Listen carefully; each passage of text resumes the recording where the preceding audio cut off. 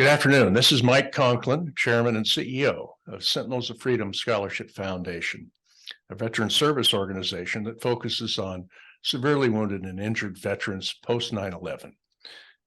We have obviously thousands, and we enjoy helping them move on to their objectives and their goals in careers and education. Today, on our podcast, Veterans Never Stop Serving, we have Eric Ballester, who was with a combat controller with the Air Force, deployed into Afghanistan and injured there, now living down in Phoenix, and we're working with him to find some career opportunities. But Eric, your bio and your history of your service, 20 years of service, and ending up a master sergeant in some very specialized warfare as a combat controller. Welcome to the Veterans Not Serving or Veterans Still Serving podcast. Thanks a lot, Mike. I appreciate it. Thank you for inviting me on this, and thank you for accommodating my schedule changing at the last minute and rescheduling this podcast. I do appreciate that. Yeah, no problem. Yeah. You and I haven't met personally. We've talked quite a bit. I hope to get down to see you as we look at some opportunities for you in the Phoenix, Scottsdale area. We've got a couple right now we're working on, and hopefully that'll go well. But tell us a little bit about, where you grew up and your motivation to join the military and how you progressed, and kind of where have you been, what you've done, and where you're planning to go. I think people are really interested in the future of your goals and really want to hear about successes. And so give us a little update or overview of your life. Awesome. Yeah, Mike, I come from a family of service. So my grandfather served during the Korean War. My father served. My brother served in the Marine Corps 20 years. And so service has always been in my family. And so it's natural for me that was going to be in the cards. Mm-hmm. I grew up in Long Island, New York, moved to Arizona when I was, a wee little guy. I know Arizona way better than I know New York. And I went to school there and met my wife there. Met my wife in junior high in 7th grade, my best friend. Mm-hmm. We got married shortly after I joined the military in 1999. And going into the military, I knew that service was for me, but I didn't understand what service meant. And mm-hmm. service kind of grew with me during my career. And I'll tell you, 9/11 was a forcing mechanism for my service to change into what it was destined to become. After 9/11, it was very clear to me that my service was going to be on the front lines, and it was going to be to have the largest impact on the battlefield. So I chose to go into a profession that leverages air power, to project air power, to take that mighty hammer's Thor and smash it on the enemy. And I became very good at that job, which was a combat controller, as you had mentioned. So attaching to special operations teams as an individual, and with highly trained individuals also that are very good at what they do, and them being good at what they did helped me do my job to kind of calm things down when things went a little bit haywire. So it took me 2 years to become a combat controller, and then once I made it to combat controller, I said I would like to try to go to the next level. And I went through an operator training course to be stationed at the Joint Special Operations Command. And I loved what I did. It was an incredible job. I got a chance to affect the battlefield exactly how I wanted to and make our enemies pay. I worked with the world's best people, like the people that I worked with, Mike. That was the thing that my service naturally progressed into, was to serve them, to serve the people to the left and the right of me was the most important part of my service. So leaving something like that was tremendously difficult. I had the culmination of my career was being on the rescue of Sergeant Bo Bergdahl, the prisoner of war that was held captive for more than 6 years.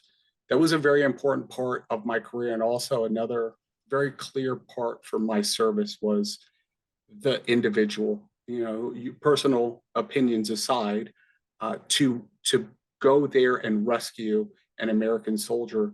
It was very clear to me that it was about those individuals.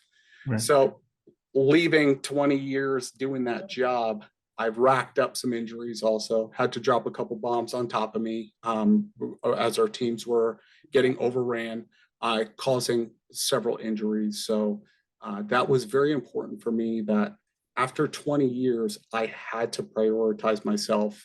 I had to begin healing, and I had to go do something else. I had to go do I needed a new profession. I could no longer stay in this capacity because my mind, my body, my spirit couldn't take it anymore. So I began the process of retirement, and then it became clear to me, I'm going to leave all this support that I have. This tier 1 support is the way that I like to call it. And it became very clear to me, I don't know what I'm going to do without this tribe, without these people backing me up. And it's all on my shoulders now. Right. So I began, the identity and this identity search, or, this attachment to an identity, and removing myself from it, and then looking for a new purpose and looking for a new tribe at the same time, while healing from traumatic brain injury and stress disorders, endocrine and sleep disorders. You name it, you've seen them all, Mike. It's the name of the game after 20 years of war. So I began my healing, and then I also began, seeking mentorship. And I've had a mentor of mine who said, you have to learn their language. Learn their language. You have to learn what the private sector is doing. And in his opinion, that was sales. So it was pretty easy for me to recognize, okay, I knew what it took to become really exceptional at my job in the military, and that was a pipeline. So I kind of tried to replicate a pipeline for my transition out of service, and that was an executive MBA. So I chose to go and get get a business degree, but then be surrounded with people that were exceptional at what they did in their particular industries. And that was, for me, the most valuable part of my education, was just being surrounded with exceptional people in their field and learning a ton from them. So at the same time that I'm healing from 20 years of war, that was pretty ugly at some times, and seeking to become relevant in a new profession, if you will. This was the time where it was very challenging because stresses are hitting me as I've left the service, and I'm missing my tribe, and I'm missing that support. And I do believe God guides a lot of my actions, and I do believe that the people that I honor who have fallen on the battlefield, that I consider, the people that I know are looking out for me and guiding me. They guided me to Sentinels of Freedom. And Sentinels of Freedom not only provided me with financial support, but they also gave me what I call the big green machine. I don't know if you've ever heard that before, but the big green machine backs you up on the battlefield. Like the shit can be hitting the fan, and the big green machine is going to bail you out at some point, and you can leverage all the firepower and all the support to win the day.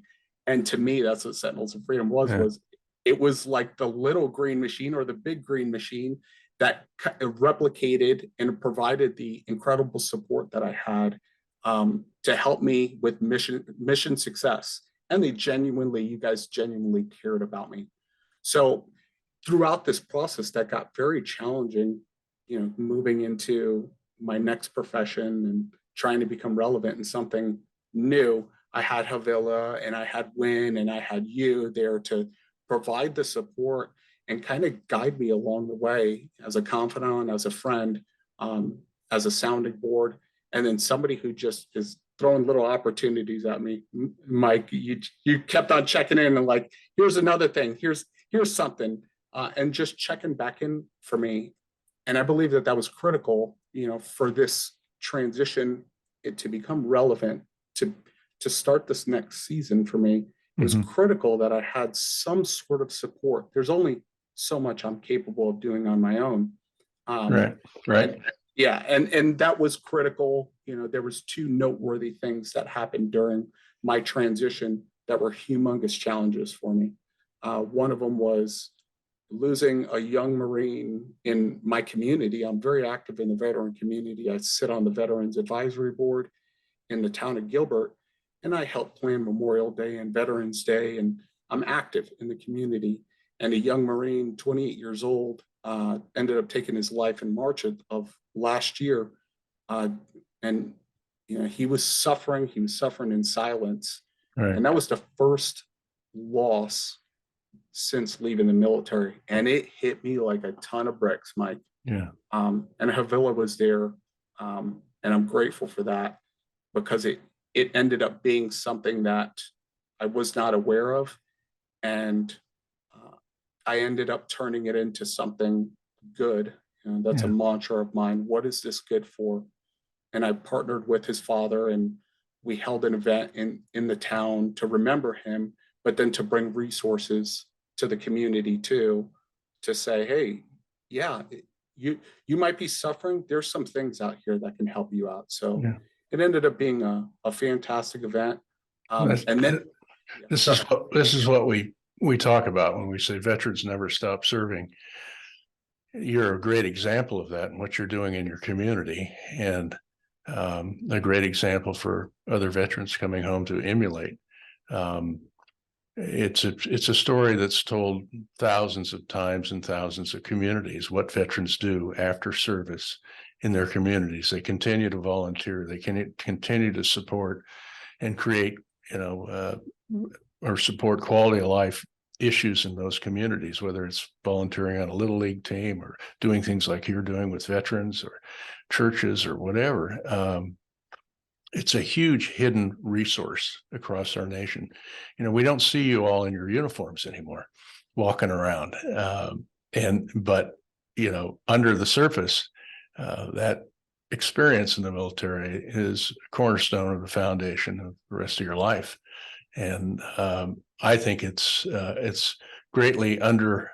This story is not told a lot, and that's kind of why we like to do these podcasts, is to talk about that. And you're doing absolutely all the right things. Havila was a great advisor to you and case manager, and Wynn has been fantastic in his mentorship of many of our Sentinels in the Phoenix Scottsdale area, and some very tough cases. But you know, you talk about losing your tribe and having to build a new tribe, and that's part of the transition that's difficult for a lot of people. Is it's hard to shed that military skin, and you can't ever ultimately shed it all, and you shouldn't. But I think you know, what you mentioned about this young Marine is, you never know when people are silently suffering, and all it takes is really somebody to talk to them. But you can't be there 24/7. They've got to talk back. They've got to walk towards the light, seek help, and a lot of them get through it just fine. You know, the military suicide rate.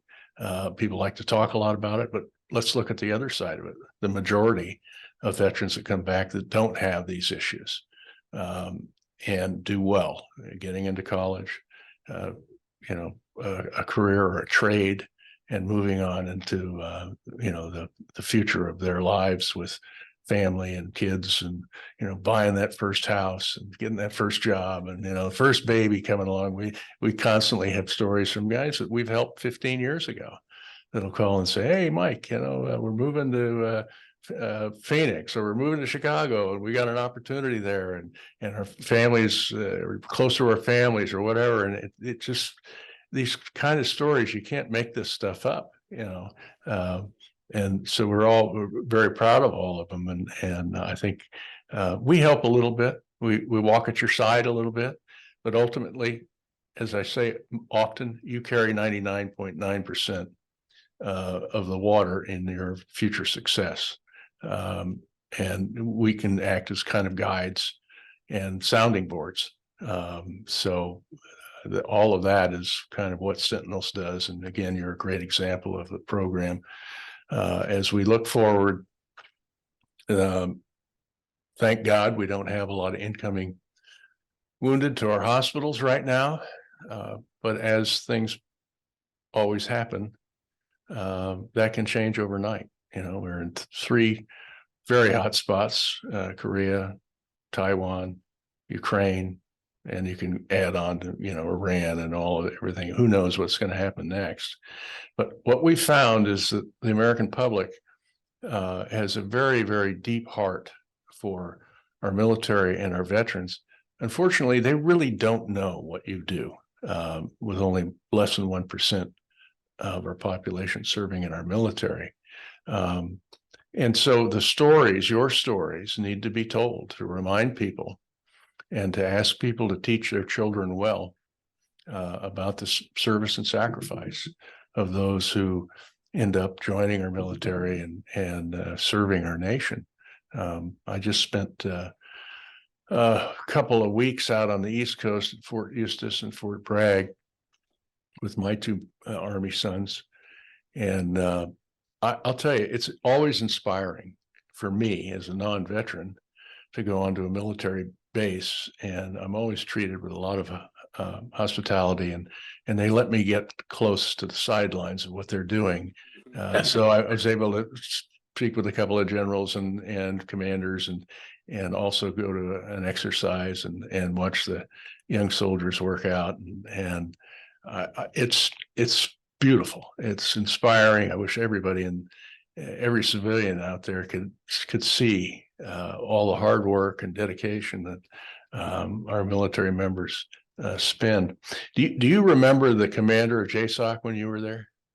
Yeah, as a matter of fact, I was hanging out with him 2 weeks ago. So General Miller was one of the commanders. I got a chance to hang out with him, which was a humongous honor because he's the longest serving battlefield commander ever. Right. So to hang out with him and to shoot the shit with him was an honor to just see somebody like that who's had a humongous impact, 38 years of service. Yeah.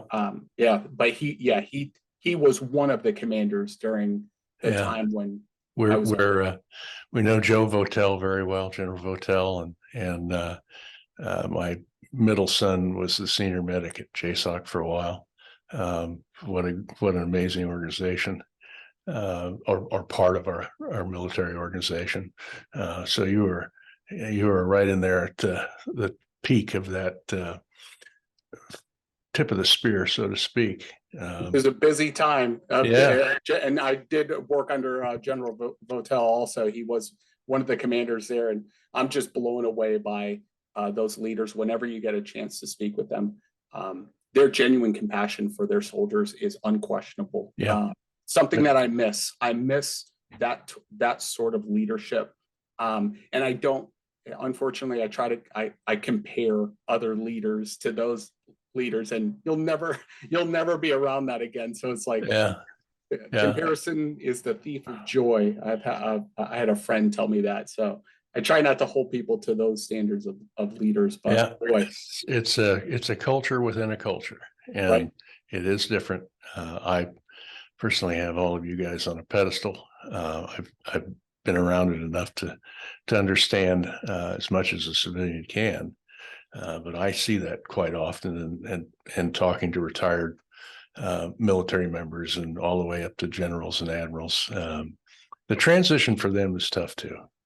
It's hard for them to leave their commands and have that close personal relationship with their soldiers, sailors, airmen, Marines. And it takes them a little while to transition also.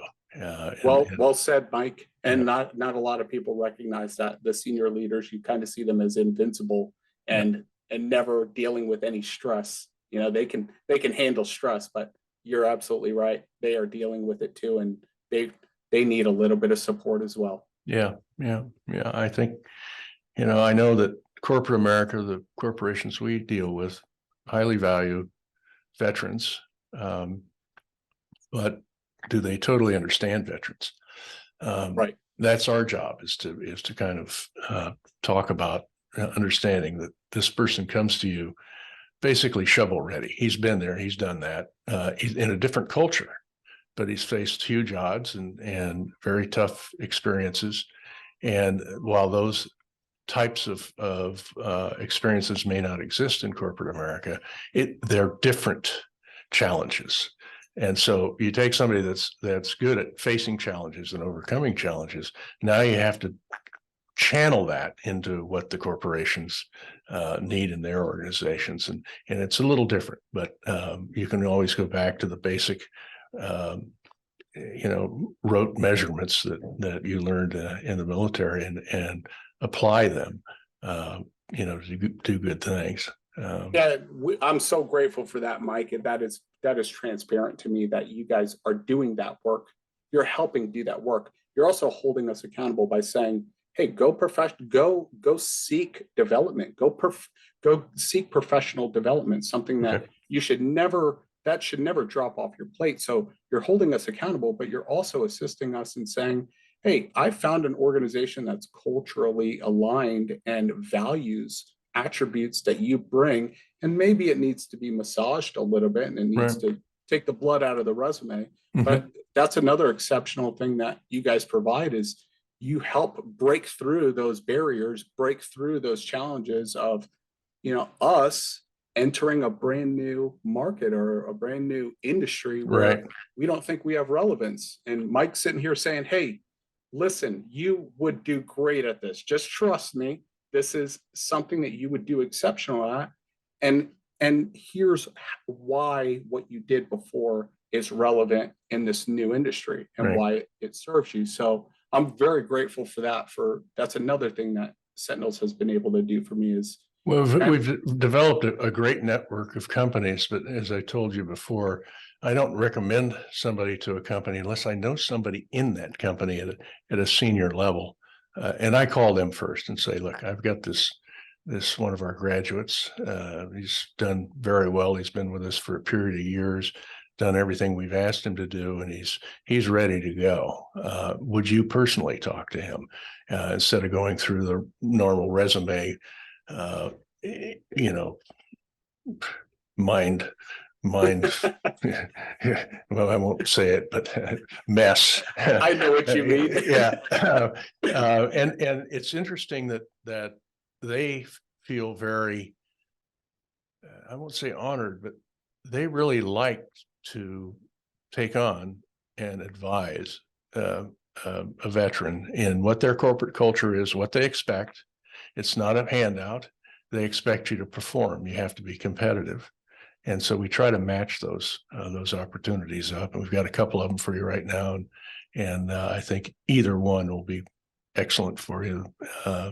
But all in all of this, I was reading a passage from a speech that Abraham Lincoln gave, and he talked about women, the mothers, sisters, wives of veterans and military people, and how that was an integral part of the strength of the military and veterans.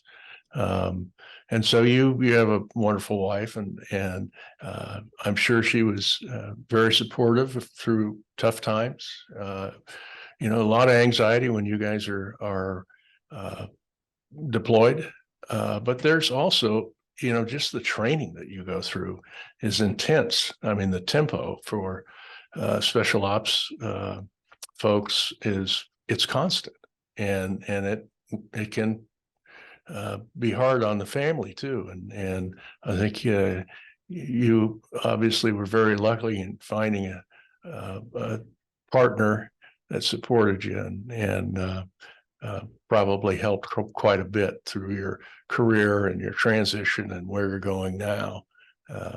So tell us a little bit about that. Yeah, she was the piece that kept it all together, without a doubt. With being gone, I calculated it's 4 years. So out of my entire 20-year career, I was gone for 4 years. Right. And that was 10 years straight of a deployment every single year. And not only a deployment every year, but then 4 months at a minimum of training or alert where I was either not home at all or I was gone doing something. Right. So she had to be mom and dad at the same time. And not only did she have to do that, but she raised our son as well, who was suffered as well.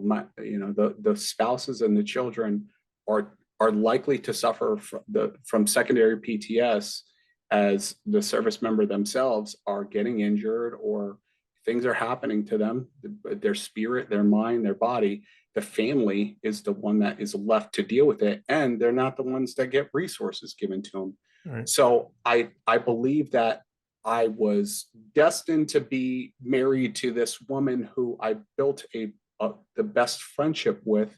And without having that foundation of a friendship, I would have likely suffered I think it's a 96%, 92 to 96% failure rate for marriages within the community that I came from. And I beat the odds, but I didn't beat it. She beat it. I think that she was the one that was the critical piece to say, I'm also not going to back down from any fight. She's a, she saw something. She saw she's something. A spirited woman. She saw something in you back in the 7th grade and put a big target on your back and didn't give up. That's right. And she put her time in. She definitely put her time in, and she served her country in that way to be able to be there for me as a support, both when I'm gone and then when I come home. And she still is in the fight too. She's still bearing with me as I'm, it's starting to get into a little bit of a momentum after leaving the job and what I did. And I loved, and I was great at it too. To leave that, I was creating all sorts of havoc for her where she's just like, okay, war was difficult, but this is impossible to be able to manage somebody like this. So she's an amazing woman. She's now, she's of service as well. We both have been called to serve continuously. So she's now employed with an organization called the Arizona Coalition of Military Families.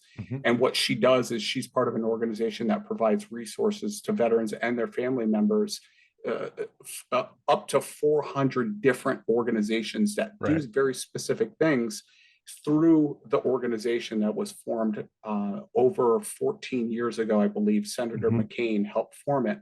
So we understand that this is not just a profession. This is service is in both of our lives. It'll continue to be in both of our lives. Now, how that looks, I'm not sure. It's been pivoting, but it's very clear to me that being of service is without a doubt destined for both my wife and I. Service above self. And you're right, it can change. You can do something on this side for a little while and change and go to this side, but I suspect you'll always be doing something in that realm. And that's the kind of person you are. By the way, not everybody is like that. There's a lot of people that are just totally self-serving. And okay, that's their choice.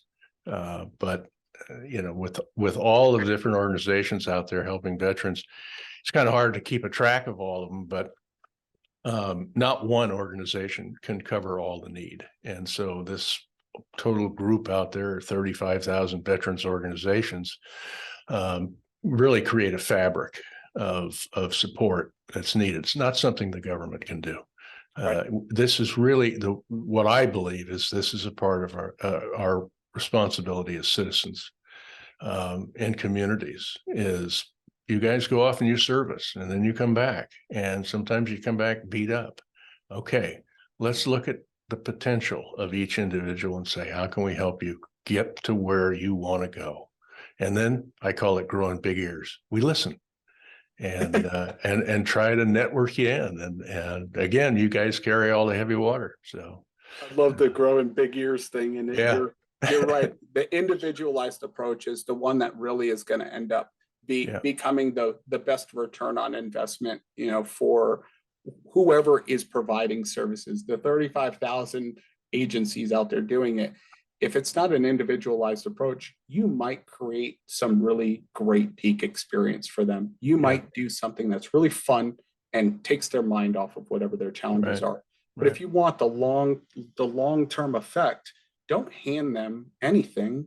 If you really want a change agent for them, challenge them and the big ears thing is brilliant. I love that. Yeah. It's just being present. And I think that you guys do that exceptionally well. You are present without a doubt as we're transitioning through the different seasons or out of service.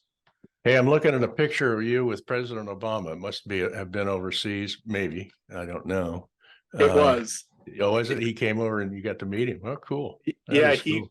We were doing security for him. His Secret Service said, we are not the specialists out here. You guys got it. We said, we know. Yeah, we know we got it. So we got a chance to do security for him and got a chance to chat with him a little bit. And he said, hey, I'm going to shake every single one of these soldiers' hands out here. There was over 3,000 soldiers that were out there, and he shook every single one of their hands. And then when he shook my hand, he still had a pretty good grip. So, you know, personal opinions aside, it was kind of cool to be able to provide security for, you know, POTUS.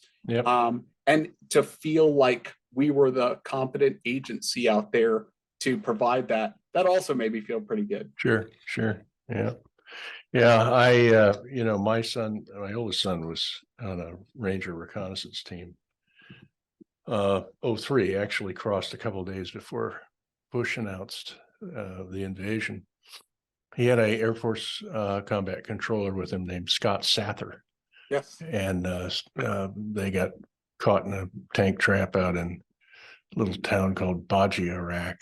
And Scott unfortunately was killed. But you know, he had great things to say about the combat controllers. He said, you know, we could not operate without having one of them inserted into our team. And it shows you that importance of having really a professional that understands air power, different types of aircraft, different types of munitions. You don't want to call in a B-52 to knock out, you know, a little hut. And Rangers definitely not next to you either. If it's next to you. Yeah, Rangers would probably do that, right? Just get us a B-52. But so they wanted surgical stuff, and that's what they started doing. So I know a little bit about combat controllers. I used to consider myself, Mike, a Ranger in a previous lifetime, a spirit animal. I got my Ranger tab as an Air Force, as a young E4 in the Air Force, the only Air Force guy in my class. And I had an attachment affinity to the Army, and I considered myself closer aligned to an Army person than an Air Force person, but love them. Love me some Rangers. Yeah. Tell me a funny story about Ranger School. Everybody's got one. Ooh, I have plenty of them. So my funniest story was, now it's funny, is the coldest I've ever been. And we're getting ready to run an obstacle course. And I think it's minus 14 degrees with a wind chill. So the wind chill is just cooking, and we have to jump in the water. And as soon as I jumped in the water, you know, you're doing a pull-up. You have to do a pull-up, and then you do monkey bars, and you have to drop in the water. And the only reason the water's not frozen is because it's mud and sludge.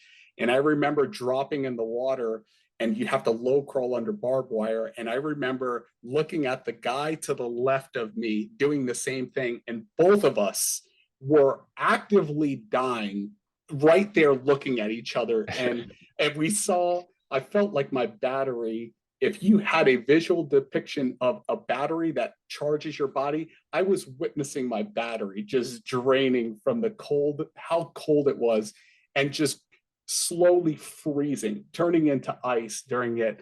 I did not think it was funny when I was going through it, but it was, now I look at it, and I look at challenging things like that. I'm like, at least it's not Ranger School, Benning phase, and it's minus 14 degrees with wind chill, and I'm having to get in water. Brutal. Funny stuff. Well, Eric, I'm going to thank you again, and I look forward to meeting you personally down in Scottsdale in the near future, continuing to work with you on your career opportunities and progress there. Obviously, we are very proud of you, and proud of your wife also. and Thank you. all of your friends that you worked with in the military. And I know you stay in contact with them, and I think that's very healthy. Just picking up the phone, calling your buddies and checking in on them is an easy thing to do, but it can make a huge difference in a day of somebody's life, just to call them and say, howdy, hey, remember when we did this? How are you doing? Those kind of things that only you can relate to. I think that's very important. So every podcast, we honor a company that we've been involved with. Today, we're honoring Lennar Homes, nationwide builder. I think one of the large, or if not the largest home builder in the country, who has made continuous commitments to the Sentinels of Freedom program and the veterans that we serve. So thank you to Lennar. Thank you, Eric, for taking the time coming on with us, and we're excited about your future. So this is Mike Conklin, Sentinels of Freedom, signing off.